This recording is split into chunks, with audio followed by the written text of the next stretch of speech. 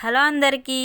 ఈరోజు మా అమ్మ స్టైల్లో చోలే భటోరీ చేసిందండి. ఇది కొంచెం డిఫరెంట్ స్టైలే కానీ చాలా ఈజీ ప్రాసెస్.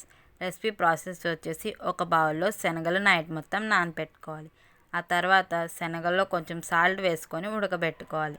ఆ తర్వాత ఒక ప్యాన్లో వేరుశనగ గుళ్ళు వేసుకొని అవి బాగా వేగిన తర్వాత నువ్వులు వేసుకొని నువ్వులు చిటపటలాడిన తర్వాత తీసి మిక్సీ గిన్నెలో వేసుకోండి.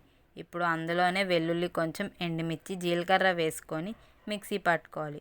ఒక ప్యాన్ పెట్టుకొని అందులో ఆయిల్ వేసుకొని వెల్లుల్లి, జీలకర్ర వేగిన తర్వాత పచ్చిమిర్చి, ఆ తర్వాత ఆనియన్స్ వేసుకొని కొంచెం పసుపు, రుచికి తగ్గట్టు సాల్ట్ వేసుకున్నాక టమాటా ముక్కలు వేసుకొని కొంచెం సేపు మగ్గపెట్టుకోవాలి.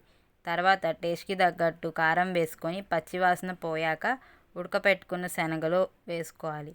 తర్వాత వాటర్ వేసుకోవాలి. అవి బాగా ఉడికాక అందులో మిక్సీ పట్టుకున్న పౌడర్ వేసుకొని లాస్ట్లో గరం మసాలా వేసి బాగా కలుపుకోవాలి. అంతే అండి, మన చోలే భటోరీ రెడీ. నచ్చితే కనుక లైక్ చేసి, షేర్ చేసి, ఫాలో అవ్వండి.